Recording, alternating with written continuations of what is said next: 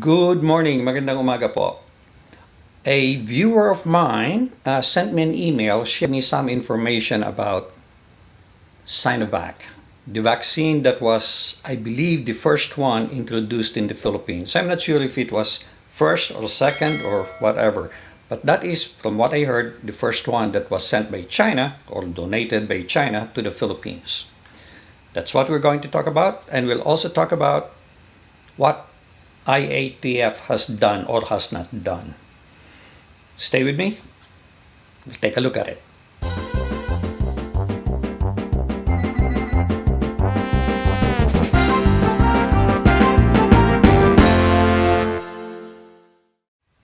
One of my viewers sent me a link to 2 or 3 articles about SINOVAC.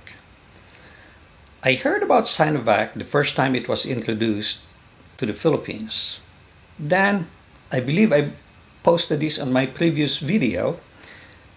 I understand that Sinopharm, that's not SINOVAC, that's another company in China, Sinopharm, was sent to the Philippines also. In fact, President Duterte received it. He was inoculated with it, but then it was returned back to China. What the details of the return is it because of inefficacy or what? I don't know, but it was returned. But my understanding is, and in fact some of my friends in the Philippines still are receiving or have recently received SINOVAC. So although SINOVAC has a bad reputation, first of all, the efficacy rate is much lower compared to Pfizer and some US-made vaccines. But I thought maybe it's because of the bad publicity that CCP is getting, and for that reason they're sort of avoiding these Chinese vaccines. But recently, this is what my viewer sent me, and I'm going to share it with you. The first one is from Reuters. More than 350 doctors and medical workers have caught COVID-19 in Indonesia despite being vaccinated with SINOVAC, and dozens have been hospitalized, officials said, as concerns grow about the efficacy of some vaccines against more infectious variants. Almost all have received the COVID-19 vaccine developed by Chinese biopharmaceutical company SINOVAC, the Indonesian Medical Association says. This one is from Business Insider. Costa Rica said Wednesday that it will not purchase the SINOVAC vaccine from China. Officials said that data shows that it was not effective enough against coronavirus. Some places using China's other vaccine, Sinopharm, have had unexpected surges in virus cases. Not good. Costa Rica's Vaccination Advisory Board turned down China's SINOVAC vaccine, describing the shot's efficacy is too low. The National Commission on Vaccination and Epidemiology of Costa Rica said Wednesday that negotiations with SINOVAC, the vaccine's manufacturer, should be stopped. So what do you think? We are now receiving Pfizer, AstraZeneca, but at a very low level, and we have a lot of, I assume, SINOVACs, and I don't know how much have been used to inoculate citizens of the Philippines. But there is a question now regarding the efficacy of SINOVAC. That's an issue. On another subject, let's talk about IATF. They have continued to say that the quarantine period is reduced from 10 days to 7 days, but only if you're inoculated or vaccinated in the Philippines. People vaccinated overseas does not count. You have to spend 10 days in quarantine. Now, of course, that was challenged by Cebu. So there was a lot of fighting between Manila and Cebu. Well, actually, it's Department of Health in Manila. So there's a lot of fighting going on. And I don't post every single fighting that's going on, but the bottom line is this: they continued with their decision to not allow foreigners vaccinated overseas, but to allow people from the Philippines who have been inoculated in the Philippines to leave the country and come back as long as they are able to show the certificate. I'm not questioning that. What I'm questioning is the process, how they came up with that decision. Let's listen to this one interview, and I will talk to you about how IATF is so negligent in exercising their duty to the country. Let's watch this. The top of this, our discussion is about the OFW, yung heroes natin na, 3 days and 14 days is a huge difference. Cost, family, emotional, social.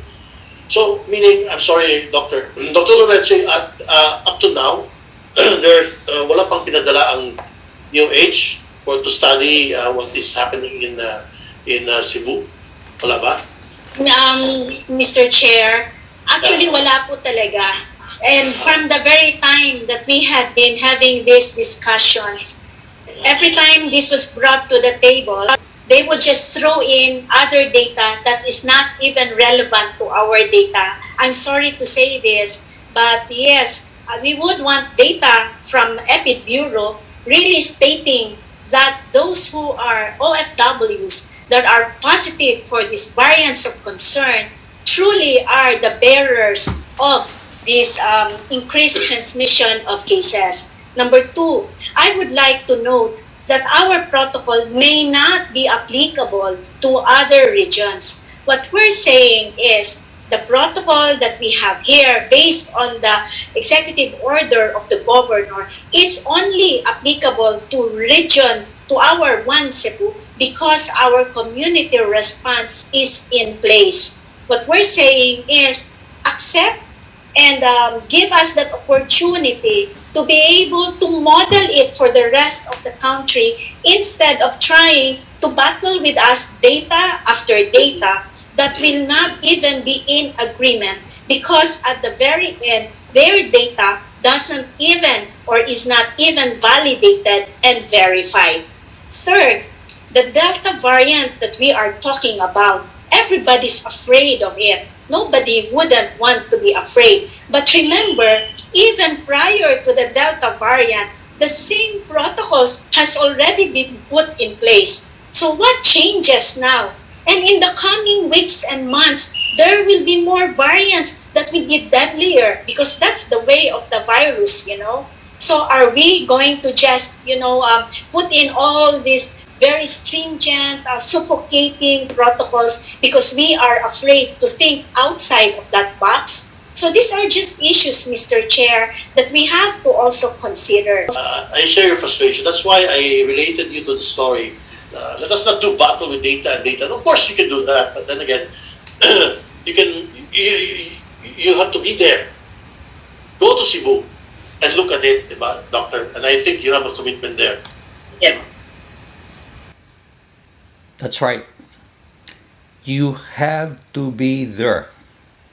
When I was running, just to break a little bit from this interview, when I was running a trucking company, I did not have any experience in trucking industry. What did I do? I got to one of these big trailers and I took a trip. I said, I want to learn and see for myself what these truck drivers are experiencing on the road, facing with the customers, and so forth and so on. I wanted to be where the action is. So I learned because I have never been a truck driver. But that is how you learn, that's how you get the facts. Not by reading books or listening to other people. You have to be there. What have they done, IATF? None. They just stuck to their ivory towers and started writing all these policies without really knowing what the heck is going on. That is something I find very objectionable. Let's continue. Are afraid to think outside of that box. So these are just issues, Mr. Chair, that we have to also consider.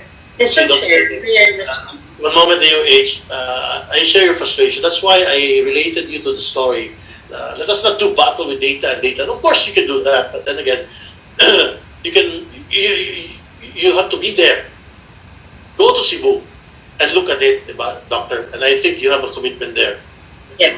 There, then you can do battles with data and data at that time. Kasi nandun na kayo, di ba?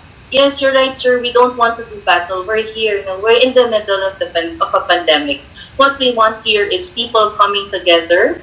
Para po, unison po tayo, no? Aligned po tayo doon sa iisang direksyon. I'm pretty sure everyone wants this pandemic to really end already and go to that better normal po. But we'd like to release something po. Our full genome sequencing results have actually been able to link these local cases of the B117 and B1351 to entries from other countries.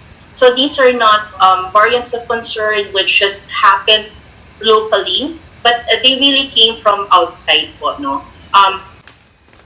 Okay, so that is where I find the IATF very irresponsible. And they feel like they're DOH, they have the support of the president, and they have the power. And they say, okay, I'm listening, okay, I don't care, but this is not the policy. That is the attitude that IATF is taking, which is crazy. For something very critical as this, making it very difficult for the citizens of the Philippines, even regular non-citizens or even visitors of the Philippines. And instead, they copy, what is Thailand doing? What is Hong Kong doing? And that is what they do. I don't know. That is the reason why I'm not posting frequent videos, especially the ones that's happening in the Philippines. They constantly change MC. By the way, in the Philippines, at least in Manila and Davao, probably the entire Philippine island, they no longer require a face shield. Face shield is optional, thank God, okay, because they look like robots running around. And the next thing I hope they will remove is that mask. And here in the United States, when you're vaccinated, no more mask required. And they don't have a police checking, do you have a vaccination card to prove that you're vaccinated? They basically leave it to the discretion of the people. They believe that they should be honest and they should do what is right. And they do realize some people will not follow that, okay? But at least they give the responsibility to the people. Philippines is running Philippines like China. I'm not saying that's bad because I don't know. I don't really know how the Filipino people are. Are they really that hard-headed that nobody will follow or that they will fake documents? They're quick to accuse foreigners as maybe presenting fake documents, vaccination documents, when it is the Philippines that is number one when it comes to fakeries. They fake stuff, just like China. I'm not saying that's not happening in the United States, in India, or whatnot, but Philippines is number one on that. So, I don't know.